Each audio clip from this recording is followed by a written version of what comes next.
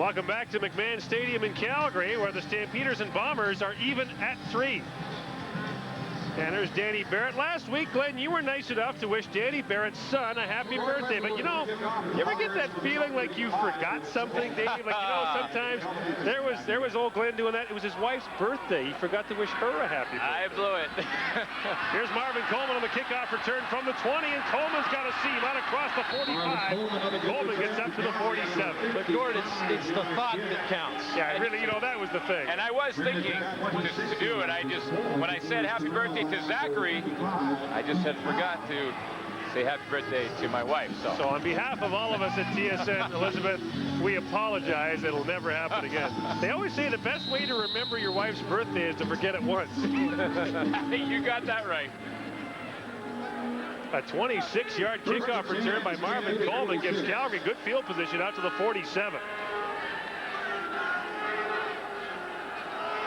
On first down, the give goes to Kelvin Anderson, and Kelvin Anderson runs right into Greg Battle.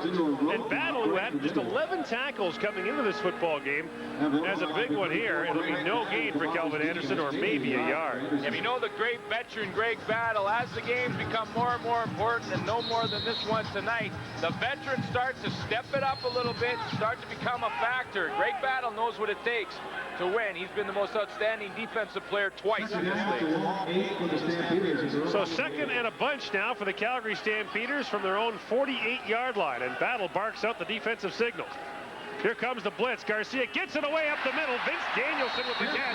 And Calgary's leading receiver is inside Winnipeg territory to the 47-yard line, and exploiting the middle of the defense is what you talked about, Dave, on the pregame show. Well, they're coming. There's nobody in the middle of the field, and here Danielson just runs across the field, and he's actually exploiting Shannon Garrett, who's nursing that broken hand. Love you. Snap rule. A 15-yard gain for Vince Danielson, the former university quarterback at UBC.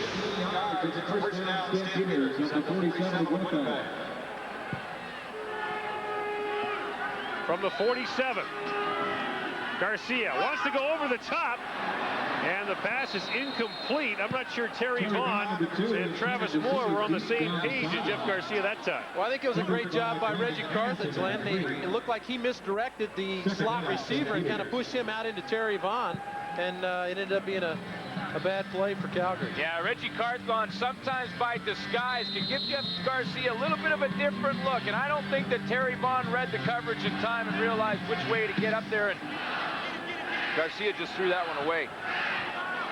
Now 2nd and 10 for the Stamps, and finishing drives has been a problem for Calgary this season. Garcia wants to go over the top again. Now instead finds Joseph Rogers, and Rogers has a first down on the 29-yard line, moving the sticks once again for the Calgary Stampeders, as the East Division's top rookie has his first catch of the game and a pickup of 18. I'm sorry, Blake, go ahead. I'm sorry, this is the guy that's going to come in here and make the catch, Joseph Rogers. They simplified things a bit for Rogers in that they're going to leave him out at the wide receiver position so he doesn't have to read as much. I think that may be one of the reasons that he hasn't been as productive as people has expected from him. First down, Calgary from the 29. Garcia looking once again to Rogers, and Rogers well covered on the play by Brandon Hamilton. Sees the pass go incomplete as Garcia indicates immediately, my fault. It'll be 2nd and 10. Well, obviously, Calgary's trying to get everybody involved. Joe Rogers is normally a slot receiver for this ball club, but they moved him outside, caught the last pass. This one, he didn't quite come back to the football. You see Jeff Garcia wants him to come back to the ball. So, well, what I couldn't figure out about Joseph Rogers, and I asked you about it, David, was how does he have 1,300 yards last year with you in Ottawa, and it's off to the slow start this year? Well, I think the offense is obviously different, and I think they're expecting him to read some things that he's not able to read. Here's Garcia over the top. Terry Vaughn had it for a moment. It's incomplete. Boy, that was just the way you drew it on the pregame show, David. You talk about sending a guy just streaking up the middle of the field, and that pass was just inches out of the reach of Terry Vaughn. And this is the guy they wanted to get involved in their offense, was Terry Vaughn. He was a big play guy for them last year. Now they get him inside. He's normally outside. They get him inside of the slot. Now the middle of the field makes a good read. Jeff made a nice throw. Terry's got to make that catch. Boy, it was just like we drew it up. Safety Andrew Henry had left the middle. Terry Vaughn recognized it. It was just like the defense we drew up in the pre-game show. No safety in the middle. Obviously, Calgary's seen it too. Mark McLaughlin now with a field goal try from 36 yards out, just to restore the Calgary lead. McLaughlin with a little punch shot, puts it up and through. McLaughlin's 2 for 2, and Calgary has a 6-3 lead. And Terry Vaughn and Jeff Garcia were this close to 6. This really has been the problem for the Calgary Stampeders. They've had opportunities to make plays this season, like this one right here from Terry Vaughn. He has to come up with that catch. It's a difference of 4 points now for Calgary. Interesting to note for the Calgary Stampeder offense, only twice this year has Calgary driven the ball more than 60 yards and scored a touchdown. And I think Jeff Reinbold knows that too, and he's playing on that defensively. He's playing maybe a little off, not going to be as aggressive tonight on defense. Make them go the distance, make them put 10, 12 plays together. They don't believe they can do it. Hey, Glenn, it's tough enough, when you think about it. If you put an offense on the field with no defense out there, completing 10, 12 passes in a row is tough. Well, I love that. We talked to Adam Rita in BC about that, and he said, catching 12 passes in a row and executing the play perfectly is tough against air. So if you have to throw the defense in there with the pass rush and everything else, it makes it awful difficult, and Wally Buono knows that. Interesting strategy here by the Bombers. Rather than taking the ball at the 35, they'll force Calgary to kick off with the wind and see what Dexter Dawson can do with it. Or Tyrone Montgomery. Here's Montgomery from the 12-yard line.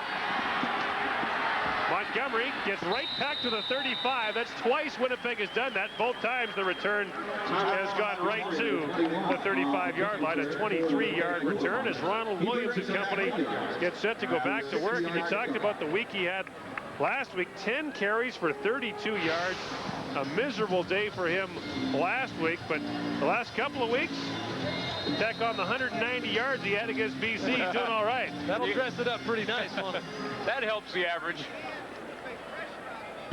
And the Bombers now from their own 35. Under 3 minutes to play here in the opening quarter. McDougall has time, goes over the top, has a man open, and he's got it. Milt Stegall in a foot race. He is gone. Touchdown, Winnipeg. 75 yards.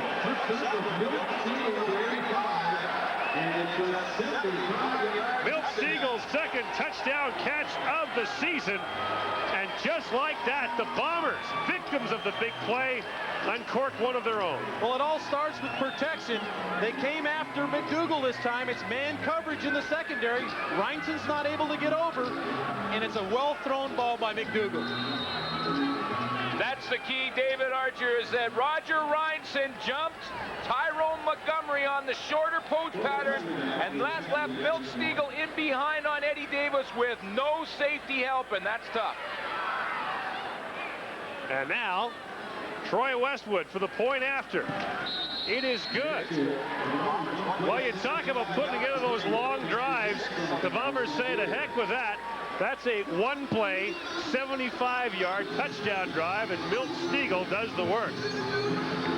Milt Steagall's having a great year. He's on pace this season to have over 1,500 yards receiving, and you know that's the kind he wants to get. Well, at the beginning of the year, we talked to Jeff Reinbold about his receiver corps, and they were pretty young. Not a lot of experience, and he's had to change up some. We see Tyrone Montgomery a part of the ball club now.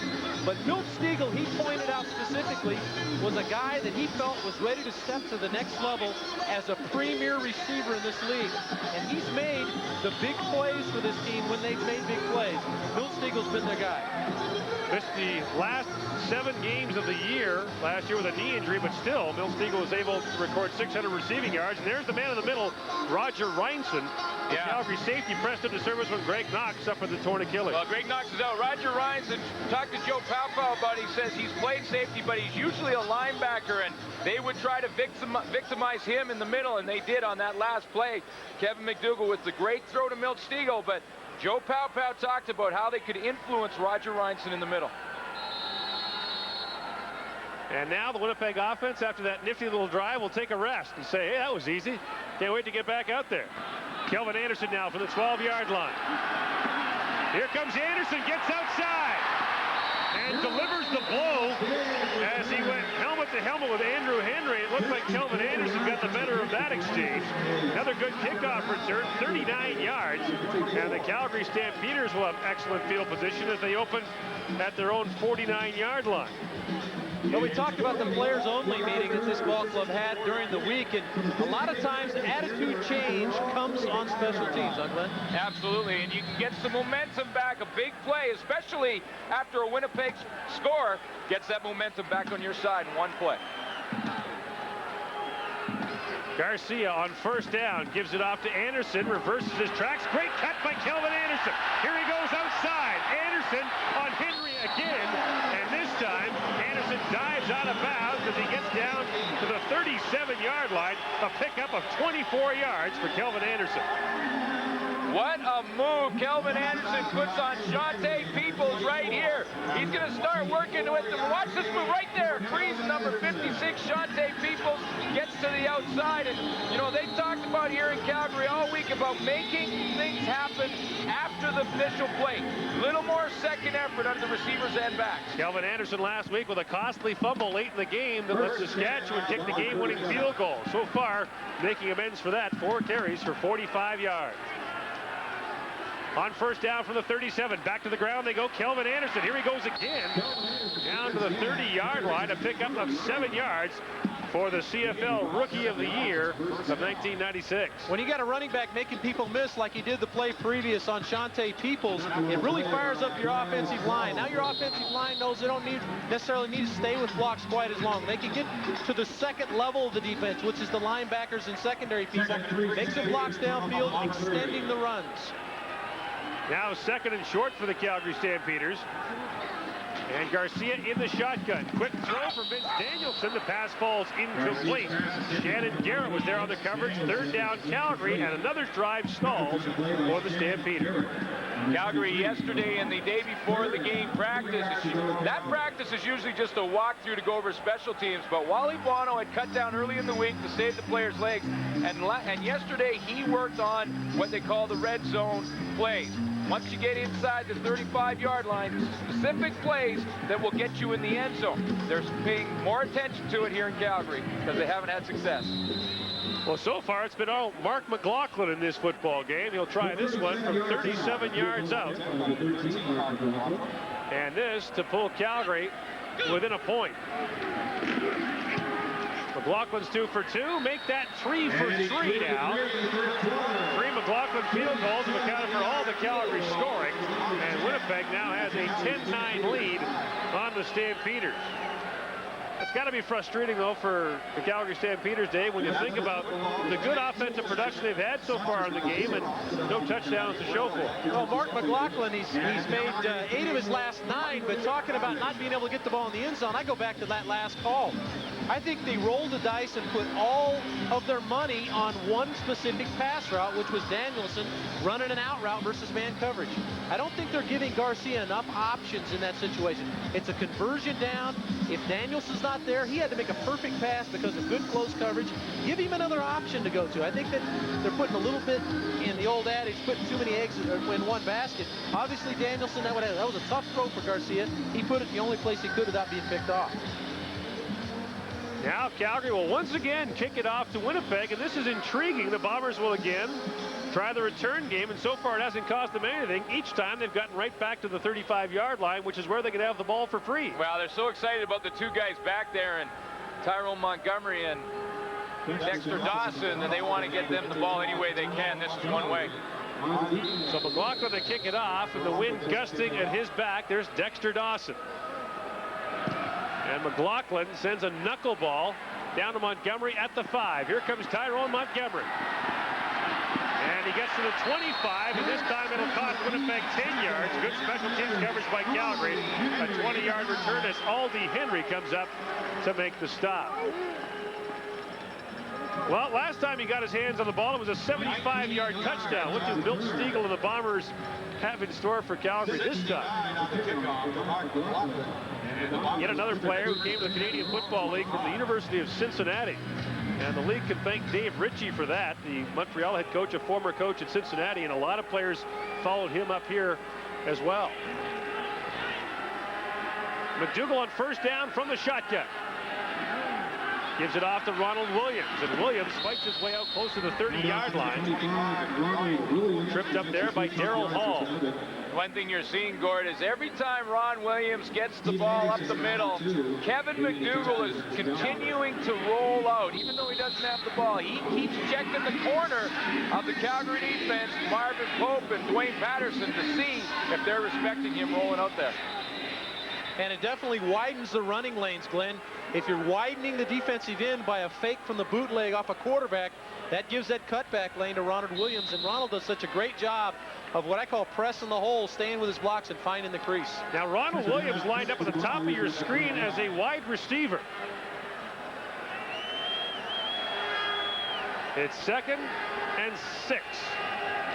McDougall. Lots of time, throws it underneath for Montgomery. The pass ball's incomplete just as a flag comes down. And holding will once again be the call against Winnipeg, surely to be declined by Calgary, who will force the Winnipeg Blue Bombers to punt. Holding, Winnipeg 61. Penalties declined, 3rd down. Kai Bjorn called for holding, so even had the first down conversion held, it would have been called back, and that is the final play of the opening quarter. One big play by Winnipeg has been the difference, a 75-yard touchdown by Milt Stegall. The second quarter still to come right now. Stand by for Friday Night Football control. Welcome Friday Night Football. After one quarter, Rod Smith with Obi, Les, and Marty, and a quarter where Winnipeg hangs on to a slim lead thanks to the efforts of Kevin McDougall getting his first start of the season, hooking up with Milt Stegall. Kevin McDougall, we know he's from Notre Dame, Marty, but not a lot about this guy. There is a CFL connection from his school days, however. Yeah, he threw that nice pass, didn't he? As a matter of fact, his offensive coordinator at Notre Dame was none other than Tom Clements, a guy you played against, Les, a guy you coached, Bob, and a Hall of Famer in the CFL. He was inducted in 1994. And I guess McDougall, aside from Clements and Theismann, Joe Theismann out of Notre Dame, and Tony Rice had a cup of coffee. So he's the 4th quarterback out of Notre Dame. That was a nice pass he threw. Oh, he's been playing really well. Worries me now is that Vargas might not see his job back if this kid keep playing like that. He's also running the ball very well. By the way, for those of you who don't know where Clemens is now, he's the offensive coordinator, or at least the quarterbacks coach with the New Orleans Saints under Mike Ditka. Well, he had some good days, especially with Winnipeg winning a Grey Cup in '84. Now, it just wouldn't seem the same unless the coach had a complaint about special teams. I don't know what I'd do. So, go away. Here's your platform. Talk about it. I'm telling you, some of these conditions, like we see now that the wind is very strong. Calgary had it in the first quarter, and Winnipeg's having them kick off with the wind. I don't understand that. I think Coach Reinbold better loosen up those earrings so that he can get better field position just by taking the ball. He lost 10 yards on the last kickoff. Explain to them why, though, they shouldn't be letting them kick off with the wind. No, because with the wind, they could get a single on a long kickoff. You know, you get bad field position. If I take it on the 35, I've gained 10 yards. And I'm going to tell you, special teams is an area where Calgary is very dangerous. Vaughn and Coleman are probably the best 1-2 combination returning kicks, and Tony Martino's doing a heck of a job punting this year. So there you go, Coach Reinbold, if you're listening, and I know you're not. Loosen up those earrings. From the coach who brought you in this league and told you all about special teams. There you go. Second quarter coming up. Back now to Gord, David, and Glenn, guys. Thank you, Rod. And, of course, Bob Bilovich doesn't wear his earrings on the air, but we all know he loves to wear them away from the office. He's got the big hoops, doesn't he? Yeah, he likes the big hoops, and he wears the little bandana. He's quite a dapper guy away from the office. 3rd and 6 now for the Bombers to open the second quarter. Bob Cameron will punt with the win. Low snap. He just gets it away. Good kick. This is Terry Vaughn from the 30-yard line. Gets a good block from John Kalin. And Vaughn gets out to about the 39-yard line. A 51-yard punt and a return of 8. Here are the numbers from the opening 15 minutes brought to you by Midas. Net yards, 134 for Winnipeg, 75 of them on one play, 92 for Calgary. But all those yards for the Stamps netted just 3 Mark McLaughlin field goals. You heard Bob Bilovich talking a moment ago. You know, I talked to Dave Dickinson yesterday, the backup quarterback for Calgary, who, like Obi, is from Montana, and I'd never talked to him before. He says, yeah, I knew Obi a little bit, but my dad knew him better. And I'm like, what's with you guys from Montana? You all talk alike. First down, Garcia. Swings it out of the backfield for Kelvin Anderson. And Anderson gets out to maybe the 41-yard line. A pickup of a couple. I asked Dickinson, what is it when you guys are 3 years old? They pour gravel down your throat, or what's the deal over there? Dickinson said Obi's quite the legend, although he's not quite as familiar with it as his dad and grandpa are. They seem to know more about it. Dave Dickinson has not seen any regular season action for Calgary, but in the preseason was quite impressive. And yeah, he actually was the guy who came in and beat the Winnipeg Blue Bombers in the preseason with the last quarter drive. Second and a bunch now. Flags go down as Garcia runs for his life. Gets away from the first man. Ooh, Garcia takes a shot, and the ball comes loose. And jumping all over it is Winnipeg's Andrew Henry. The Bombers have the football. Now Henry threw the ball at a Calgary player. There's no flag for that, but there is another flag. It's offside Winnipeg. It never happened. I thought Shante Peoples got quite a start on the top of your screen, and I think he gets flagged. Winnipeg 56. Second down repeated. You quarterbacks don't miss a thing. I'll tell you what, you can see that guy in the corner of your eyes. He was in the backfield before Jeff Garcia completed a 3-step drop, and I think Glenn's got him pegged for you. Well, players don't like to be circled in this case, but there he is right there, and you're right, David. He does get a little bit of a jump right there, about a half-yard step on the snap count. While it negates a fumble recovery and good field position for Winnipeg. And Shante may think it's funny. I'm not sure Jeff Reinbold will share his opinion. He was laughing. He said, I'm just that fast. I wasn't outside. Garcia now finds Vince Danielson. First down as he gets across midfield and down to the 51-yard line. Well, this is a bit of a concern, Gord, for the Winnipeg Blue Bombers in the halfback position. And Shannon Garrett with the bad hand. He's got the big cast on it. He missed a tackle last week. He's going to have to come up and try and tackle Danielson on the play. You see that left hand of number 23. Watch him try and use it to make the tackle. Can't do it. Danielson picks up a couple extra yards. And the key to that play, Gord, is the quick throw from Garcia. He didn't wait. It was there. He popped it right now. Looks like the head cover on Dave Archer's driver, that thing on Shannon's hand. They give it off to Kelvin Anderson. Oh, my goodness. Shante Peoples and Tyrone Rogers have a little message. And that was, I got in clean that time and legal. Good job by Tyrone Rogers. He's back in the lineup after missing a couple of weeks. And of course, Winnipeg very happy to have him. And the backside pursuit from Shante Peoples. Here's Peoples. There's Tyrone Rogers. He's going to knife this way. Peoples around the edge, and they're in the backfield before Kelvin Anderson has a chance. Loss of 3. The Stamps backed up to midfield. Garcia from the shotgun. Here it comes again. They set up the screen for Terry Vaughn, but a great play there by Darnell Small to break up that receiver screen. And Calgary's offense will once again go to the sideline. Well, these offensive coordinators are certainly sticking with their game plans. Try to get the ball in the guys' hands that we want to win the game with. Terry Vaughn, Kelvin Anderson for Calgary, and obviously Ronald Williams and Milt Stegall on the other side of the ball. We haven't seen much deviation. Move your quarterback around, keep our main guys in the game plan.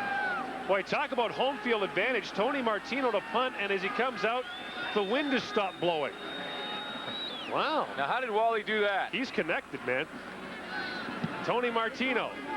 Good punt. This is Dexter Dawson from the 10. Dawson waiting for some blocks, finds a seam and gets out to about the 20-yard line. A 45-yard punt and a return of 9. Friday Night Football returns from Calgary in a moment. Well, there's John Kalin, a Calgary native, played his university football here, and he's finally playing his first game as a Calgary Stampeder. Just in the nick of time. 3 years after they drafted him, John Kalin was a standout at the University of Calgary, a quarterback and safety who played for the team that played in the thrilling Vanier Cup in 1993. Kalin quite often played both ways in games. Now he's back here in Calgary as a safety, a backup in week number 1. Now here's McDougall in trouble, gets away. Now McDougall up and throwing, and it's a one-hopper. He's looking there for Milt Stegall. William Hampton there on the coverage. I'll tell you what, Kevin McDougall lucky to escape with his life. Little bit of a stunt by Steve Anderson at the top. He's right here and going to work to the outside. You see the stunt and get out there. He has Kevin McDougall dead to rights in the backfield, but this is what's been driving Wally Buono nuts, because that is a chance for Steve Anderson to make a big play for his team in the sack, and he can't hang on to McDougall. Steve Anderson, who had 4 sacks all of last year, had one just get through his hands there. Now, 2nd and 10, Winnipeg. McDougall, lots of time, and that time they got it. Dwayne Patterson gets his 5th sack of the year, and Patterson, among the league leaders, drops Kevin McDougall, and Winnipeg will be forced to punt. Dwayne Patterson throughout this season has been the best pass rusher for the Calgary Stampeders, and even early in the year when they were having trouble with consistency up front, Dwayne Patterson was still coming hard every play. And the left side of that Calgary defense from Washington State, Dwayne Patterson and Anthony McClanahan